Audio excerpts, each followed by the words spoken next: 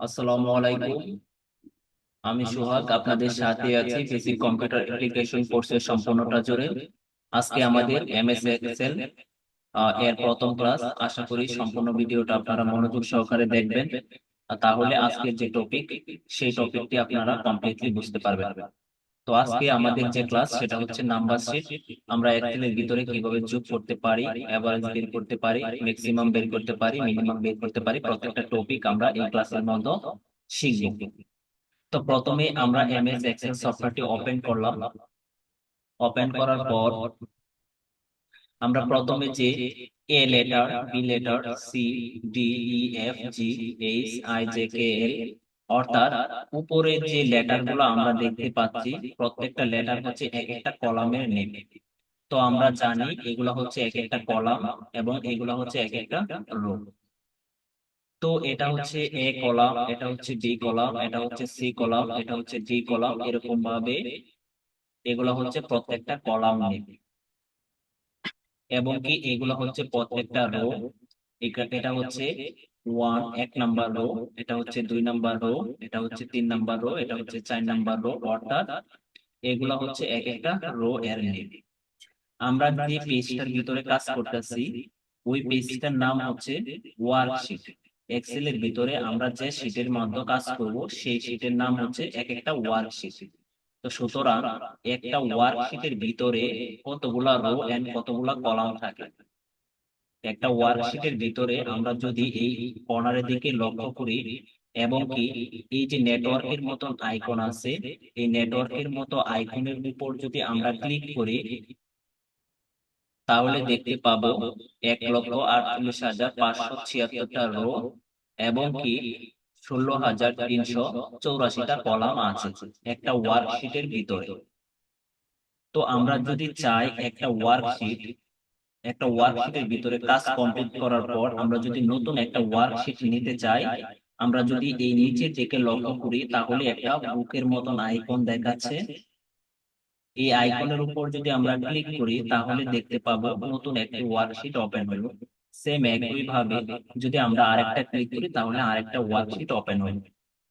তো আমরা যদি চাই এই ওয়ার্কশিটের একটা নাম দেওয়ার জন্য, তাহলে আমরা এটার উপরে ক্লিক করব। ক্লিক করার পর যদি আমরা একটা নাম ইনপুট করি তাহলে দেখেন এই ওয়ার্কশিটের নাম আমরা যে টেক্সটটা ইনপুট করছি সেই নামে নামকরণ হয়েছে।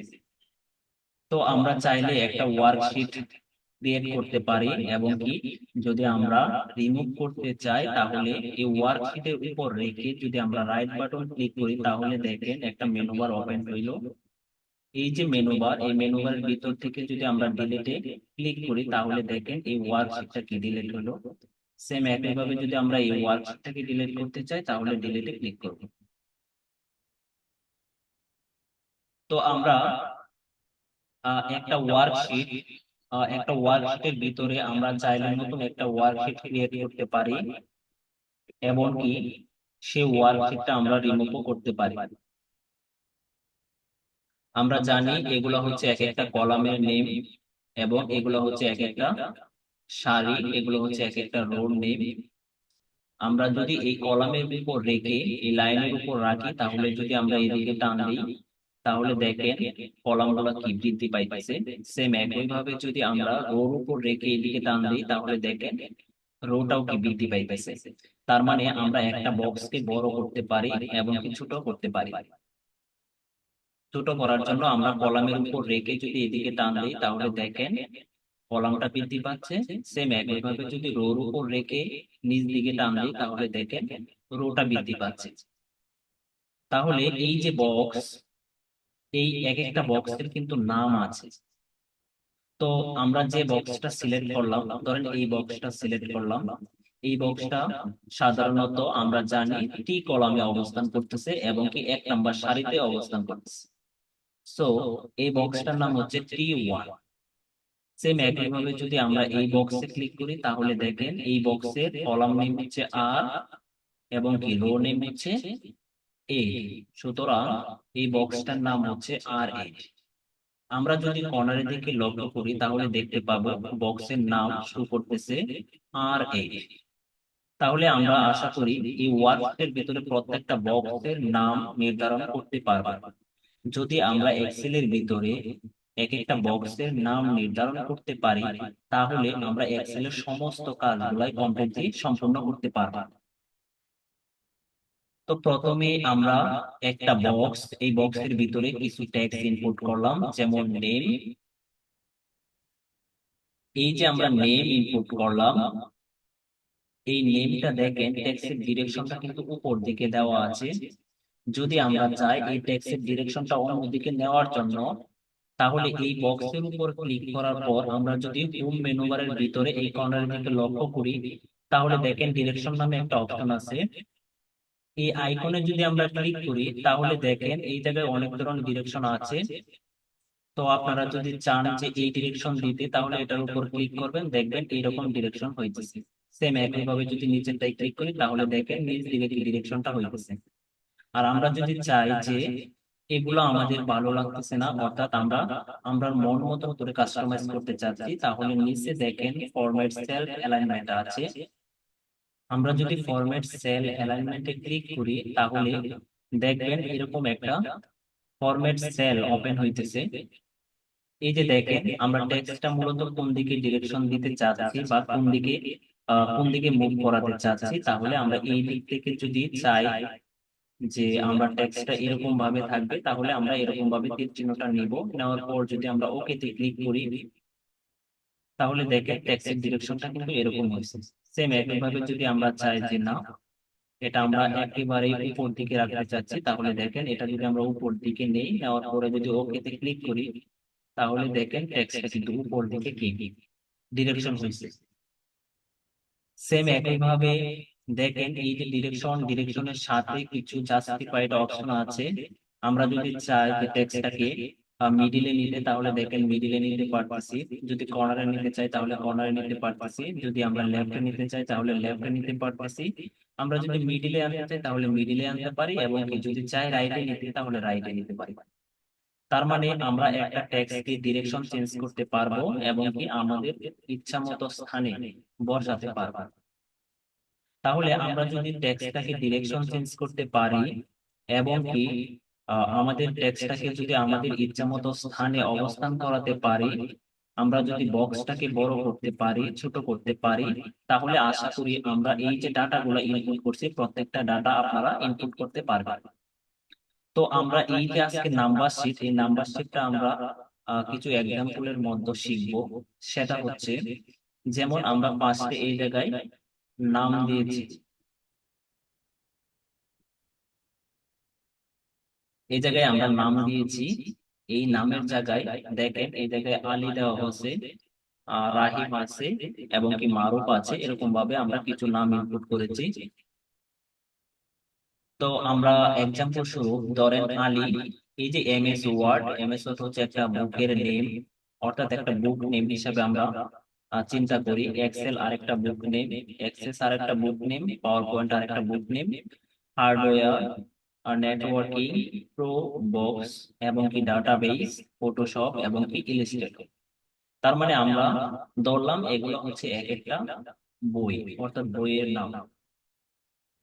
তো এই জায়গায় আমরা এমএস ওয়ার্ড থেকে ইলাস্ট্রেটর পর্যন্ত টোটাল 10টা বই আছে। তো আলী, আলী ধরেন 10টা বই বাই করছে।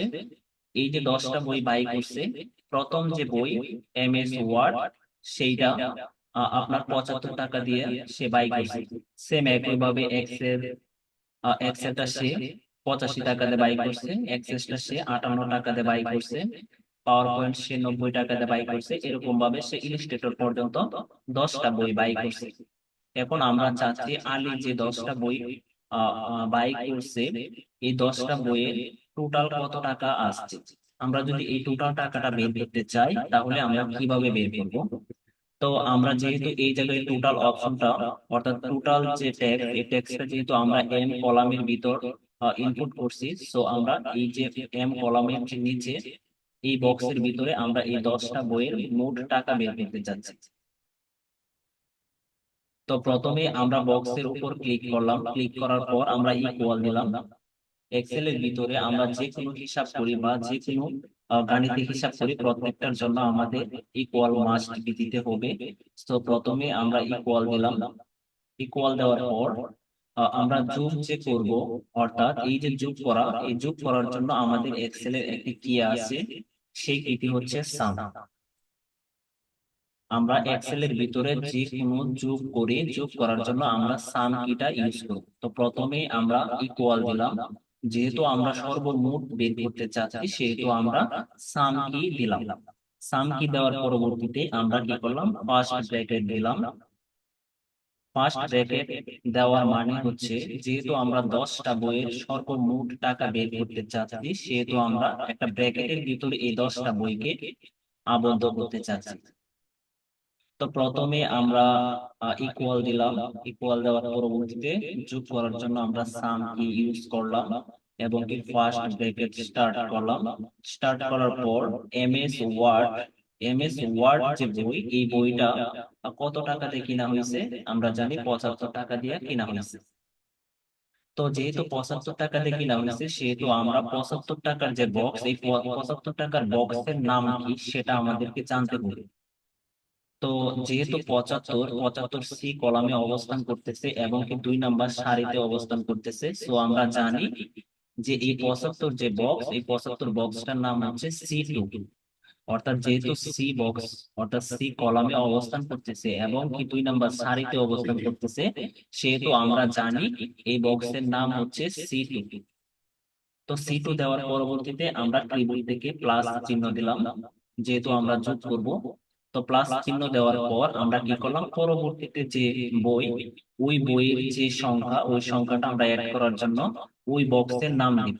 তো আমরা জানি এই বক্সের নাম হচ্ছে, যেহেতু ডি কলামে অবস্থান করতেছে সেহেতু এই বক্সের নাম হচ্ছে ডি, এবং কি 2 নাম্বার সারি সেহেতু এই বক্সের নাম হচ্ছে D2। আমরা D2 তে ক্লিক করলাম। সেম একই ভাবে আমরা প্লাস দিলাম। প্লাস দেওয়ার পরবর্তীতে প্রত্যেকটা বক্সের নাম দিলাম এবং কি প্লাস দিলাম। এভাবে আমরা প্রত্যেকটা বক্সের নাম এবং কি প্লাস দিয়ে,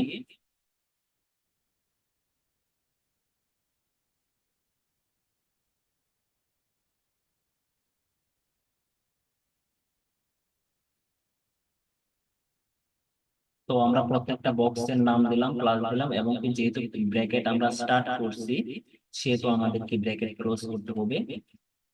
তো আমরা যে এই জায়গায় কিছু যোগ করার জন্য ফাংশন অ্যাড করলাম, ফরম্যাট অ্যাড করলাম। এই ফরম্যাটটা হচ্ছে, যোগ করার জন্য আমরা অলওয়েজ সাম কি ইউজ করব। তো আমরা ফার্স্টে ইকুয়াল দিলাম, সাম দিলাম, প্রত্যেকটা বক্সের নাম দিলাম এবং কি প্লাস চিহ্ন দিলাম। দেওয়ার পর যদি আমরা কিবোর্ড থেকে এন্টারে ক্লিক করি তাহলে দেখেন আলী যে 10টা বই কিনছে, ওই 10টা বইয়ের সর্বমোট টাকা হচ্ছে 733 টাকা। সুতরাং আমরা এটা কি করলাম, এই 10টা বইয়ের সর্বমোট বাই করার যে অ্যামাউন্ট, ওই অ্যামাউন্টটা বের করলাম। তো আশা করি এরকম ভাবে আপনারা প্রত্যেকটা যদি বক্সের নাম নির্ধারণ করতে পারেন তাহলে প্রত্যেকটা বক্সকে এরকম ভাবে আপনারা সাম কির মাধ্যমে যোগ করতে পারবেন। তো আমরা আরেকটা নিয়ম শিখি, সেই নিয়মেও আমরা যোগ করতে পারি। সেটা হলো, ধরেন আমরা মারুপের বক্সে ক্লিক করলাম। আমরা যেহেতু মারুপের টোটাল একটা অ্যামাউন্ট বের করতে চাচ্ছি সেহেতু আমরা কি করলাম, সেহেতু আমরা যে বক্সের ভিতর টোটাল যে একটা অ্যামাউন্ট এটা বের করবো, সেই বক্সটাকে ফার্স্ট সিলেক্ট করলাম। সিলেক্ট করার পর ইকুয়াল, আমরা জানি ইকুয়াল মাস্ট বি দিতে হয়, ইকুয়াল দিলাম। ইকুয়াল দেওয়ার পর আমরা যদি হোম মেনু বারের ভিতরে এই কর্নারের দিকে লক্ষ্য করি তাহলে দেখতে পাবো অটো সাম নামে একটা অপশন আছে। এই অটো সামের অপশন যে আছে, ওই অটো সামে যদি আমরা ক্লিক করি তাহলে দেখতে পাবো এই জায়গায় সাম নামে একটা কি আছে। এই সামেতে যদি আমরা ক্লিক করি তাহলে দেখেন, সামেতে যদি ক্লিক করি তাহলে দেখেন মোট, অর্থাৎ সর্বমোট তার যে অ্যামাউন্ট, এই অ্যামাউন্টটা যদি আমরা এন্টারে ক্লিক করি দেখেন সর্বমোট একটা অ্যামাউন্ট কি বের হয়েছে। তো আমরা ইচ্ছা করলে অটো সামের ভিতর থেকেও যোগ করতে পারি, এবং কি আমরা চাইলে ম্যানুয়ালি যোগ করতে পারি। পরবর্তীতে আমাদের যে অপশন সেটা হচ্ছে এভারেজ। এভারেজ বলতে আমরা সাধারণত জানি গড়। এই 10টা বই যে সে কিনছে আমারও এই 10টা বইয়ের আমরা চাচ্ছি এভারেজ বের করার জন্য। তো এই 10টা বইয়ের যদি আমরা এভারেজ বের করতে চাই, তাহলে আমাদের প্রথমে এভারেজের যে বক্স, এই বক্সে আমরা সিলেক্ট করব। সিলেক্ট করার পর ইকুয়াল দিব। ইকুয়াল দেওয়ার পর আমরা যদি এভারেজ যে অপশন, অর্থাৎ এভারেজ এভারেজ বের করার জন্য আমাদের কি এভারেজ নামে একটা কি আছে।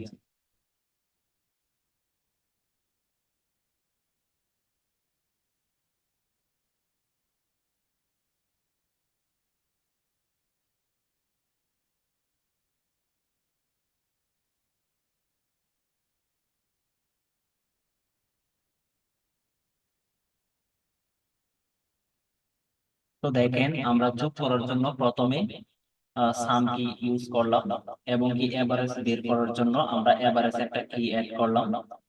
তো এভারেজ কি অ্যাড করার পর আমরা কতগুলা বইয়ের এভারেজ বের করতে চাচ্ছি সেগুলো আমরা কি করতে হবে, সিলেকশন করে দিতে হবে। সেহেতু প্রথমে যেহেতু আমরা এমএস ওয়ার্ড যে বই, এমএস ওয়ার্ড বই থেকে আমরা শুরু করব, সেহেতু আমরা এমএস ওয়ার্ড বই যে কিনা হয়েছে সেই বক্সটাকে আমরা সিলেক্ট করলাম। সিলেক্ট করার পর আমরা যদি প্লাস তে ক্লিক করি, সেম এরকম ভাবে আমরা প্রত্যেকটা বক্স সিলেক্ট করব এবং কি প্লাস চিহ্ন দিব।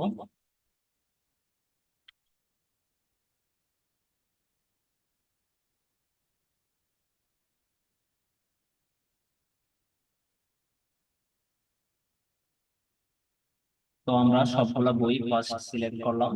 সিলেক্ট করার পর ব্র্যাকেট ক্লোজ করলাম। ব্র্যাকেট ক্লোজ করার পর যদি আমরা ক্লিক থেকে এন্টারে ক্লিক করি, তাহলে দেখতে পাবো যে আমাদের যে এভারেজটা বের হবে। তো যেহেতু আমরা এভারেজ কি অ্যাড করলাম, প্রত্যেকটা বই অ্যাড করলাম। প্রত্যেকটা বই অ্যাড করার পর আমরা যদি প্রত্যেকটা বইয়ের যেহেতু আমরা গড় বের করতে চাচ্ছি, সেহেতু আমাদের কি করতে হবে, যেহেতু এই জায়গায় 10টা বই আছে, সেহেতু আমাদেরকে 10 দিয়ে ভাগ দিতে হবে। যদি আমরা ভাগ 10 দিয়ে এন্টারে ক্লিক করি, তাহলে দেখেন এই যে 10টা বই, এই 10টা বইয়ের গড় টাকাটা যে আছে ওইটা কি বের হয়ে গেছে। সেটা হচ্ছে 73.3। অর্থাৎ আলী যে 10টা বই কিনছে, ওই 10টা বইয়ের গড় যে অ্যামাউন্ট সেটা হচ্ছে 73.3। তো আশা করি আমরা যোগ বের করতে পারবো এবং কি এভারেজ বের করতে পারবো। তো এভারেজ আমরা ম্যানুয়ালি বের করা শিখলাম। এখন আমরা একটু শর্টকাট শিখবো। তো আমরা এটা কেটে দিলাম। কেটে দেওয়ার পর এই বক্সে ক্লিক করার মাধ্যমে যদি আমরা উপসামে যাই, উপসামে যাওয়ার পরে দেখেন এই জায়গায় এভারেজ নামে একটি অপশন আছে। এই এভারেজ অপশনে যদি আমরা ক্লিক করি, তাহলে দেখেন অটোমেটিকলি সে মার্কিং করতেছে যে আমরা এতগুলো বইয়ের কি এভারেজ বের করতে চাচ্ছি। আমরা কি করব, মার্কিং অবস্থাটা অলওয়েজ কেটে দিব। কিবোর্ড থেকে যদি আমরা ব্যাক স্পেসে ক্লিক করি, তাহলে দেখেন মার্কিং যে অবস্থা, অর্থাৎ মার্কিং যে অপশন সেগুলো কি রিমুভ হয়ে গেছে। এখন আমরা মূলত কতগুলা বইয়ের এভারেজ বের করতে চাচ্ছি সেগুলো আমরা এই জায়গায় উল্লেখ করে দেব। তো যেহেতু আমরা এমএস ওয়ার্ড বই এটা শুরু, সো এটা থেকে আমরা ক্লিক করলাম। ক্লিক করার পর আগে আমরা কি করলাম, প্লাস চিহ্নর মাধ্যমে এগুলা এগুলার এভারেজ বের করছি। এখন আমরা যদি কোলন চিহ্ন দেই, কোলন চিহ্ন দেওয়ার পর যদি আমরা ইলিস্ট্রেটর পর্যন্ত যেহেতু আমরা গড় বের করতে চাচ্ছি, সেহেতু আমরা ইলিস্ট্রেটর পর্যন্ত সিলেক্ট করলাম। সিলেক্ট করার পর যদি আমরা এন্টারে ক্লিক করি, তাহলে দেখেন এই এভারেজটা কিন্তু বের হয়ে গেছে। সো আমরা চাইলে আহ, এই যে টোটাল একটা অ্যামাউন্ট বের করা এবং কি এভারেজ বের করা, এগুলো আমরা শর্টকাটেও বের করতে পারবো এবং কি ম্যানুয়ালিও বের করতে পারবো। এখন আমাদের কাজ হচ্ছে ম্যাক্সিমাম বের করা। তো ম্যাক্সিমাম বের করার জন্য সেম একইভাবে আমরা যদি ম্যানুয়ালি বের করতে চাই তাহলে বের করতে পারবো। এবং কি আমরা উপসামের ভিতরে যাওয়ার পর যদি আমরা এই যে দেখেন ম্যাক্স নামে একটি অপশন আছে, ম্যাক্স এ যদি আমরা ক্লিক করি এবং কি মার্কিং অবস্থাটা যদি আমরা রিমুভ করি, রিমুভ করার পর প্রথম যে বক্স, এই বক্সটা সিলেক্ট করলাম এবং কি কোলন চিহ্ন দিলাম। কোলন চিহ্ন দেওয়ার পর যেহেতু ইলিস্ট্রেটর পর্যন্ত আমাদের শেষ, সেহেতু আমরা ইলিস্ট্রেটর বক্সটাকে সিলেক্ট করলাম। সিলেক্ট করার পর যদি আমরা এন্টারে ক্লিক করি তাহলে দেখেন আলী যে টোটাল 10টা বই কিনছে, এই 10টা বইয়ের ভিতর থেকে 90 টাকা দিয়ে একটা বই কিনছে, সেটাই হচ্ছে সর্বোচ্চ দামে সে বইটা কিনছে। তো সুতরাং আমরা ম্যাক্সিমাম বের করলাম এবং কি মিনিমাম সর্বনিম্ন যদি আমরা বের করতে চাই, সেম একইভাবে যদি আমরা ওসামে যাই, দেখেন এই জায়গায় মিন নামে একটা অপশন আছে। এই মিনেতে যদি ক্লিক করি তাহলে দেখেন অটোমেটিক্যালি মার্কিং হইতেছে। সো আমরা জানি মার্কিং অবস্থা অলওয়েজ কেটে দিতে হবে, সেহেতু আমরা কিবোর্ডের ব্যাক প্রেসে ক্লিক করলাম, মার্কিং অবস্থাটা আমরা কেটে দিলাম। কেটে দেওয়ার পর যেহেতু স্টার্ট হচ্ছে আমাদের C2 থেকে, C2 দিলাম এবং কি কিবোর্ড থেকে আমরা কোলন প্রেস করলাম। কোলন দেওয়ার পর লাস্ট যে আমাদের বক্স সেটা হচ্ছে ইলিস্ট্রেটর, ইলিস্ট্রেটর দিলাম। ইলিস্ট্রেটরের যে বক্স সেটা হচ্ছে L2, L2 দিলাম। L2 দেওয়ার পর যদি এন্টারে ক্লিক করি তাহলে দেখেন আলী যে 10টা বই কিনছে, তার সর্বনিম্ন দামে যে বইটা কিনেছে সেটা হচ্ছে কি 45 টাকা। তো আশা করি আপনারা মিনিমাম বের করতে পারবেন, ম্যাক্সিমাম বের করতে পারবেন, এভারেজ বের করতে পারবেন, এমনকি টোটাল বের করতে পারবেন। তো টোটাল বের করার জন্য আমরা একটা শর্টকাট সেম একইভাবে, এই যে ধরেন আমরা তুহিনের টোটাল বের করতে চাচ্ছি, তো এই বক্সটা সিলেক্ট করলাম, ওপো সামে আসলাম, সামে ক্লিক করলাম এবং কি মার্কিং অবস্থাটা আমরা কেটে দিলাম। কেটে দেওয়ার পর যেহেতু স্টার্ট হচ্ছে C6, সেহেতু আমরা C6 দিলাম এবং কি কোলন দিলাম। কোলন দেওয়ার পর আমরা লাস্ট কত আছে L6, সো আমরা L6 দিলাম, এন্টারে ক্লিক করলাম। তো তুমি 10টা বই বাই করছে, টোটাল হচ্ছে তার 681 টাকা। তো আমরা শর্টকাটে অবশ্যই যোগ করতে পারবো এবং কি এভারেজ বের করতে পারবো, ম্যাক্সিমাম বের করতে পারবো এবং কি মিনিমাম বের করতে পারবো। আমরা ইচ্ছা করলে বক্স বড় করতে পারি, ছোট করতে পারি, টেক্সটের ডিরেকশন চেঞ্জ করতে পারি, আমাদের ইচ্ছা মতো স্থানে টেক্সট গুলা অবস্থান করাতে পারি। চাইলে আমরা নতুন একটা ওয়ার্কশিট বানাতে পারি এবং যদি চাই টোটাল ওয়ার্কশিট, এই যে ওয়ার্কশিট, এই ওয়ার্কশিটের ভিতরে কতগুলো রো এন্ড কতগুলো কলাম আছে সেগুলো আমরা দেখতে পারি। এখন আপাতত এই পর্যন্তই আমাদের ক্লাসটা আজকে শেষ করলাম। পরবর্তীতে ক্লাসে আমরা এই যে ফাংশন গুলা, অর্থাৎ এই যে মেনু বার এবং কি অফিস বাটন প্লাস পরবর্তীতে যে ক্লাস কিভাবে আমরা চার্ট অঙ্কন করতে পারি, কিভাবে আমরা স্যালারি শিট, একটা স্যালারি বের করতে পারি, ডে বাই ডে আমরা প্রত্যেকটা ক্লাস ওই জায়গায় সাবমিট করব। আপনারা আমাদের চ্যানেলের সাথে থাকবেন। আশা করি আমরা কমপ্লিটলি আপনাকে এক্সেল ক্লাসটা বোঝাতে পারবো। তো আজকের যে ক্লাস, সেই ক্লাসের ভিতর থেকে যদি আপনারা কোনো টপিক না বোঝেন তাহলে অবশ্যই আমাদের সাপোর্ট গ্রুপে নক করবেন, আমরা চেষ্টা করবো আপনাকে সমাধান দেওয়ার জন্য।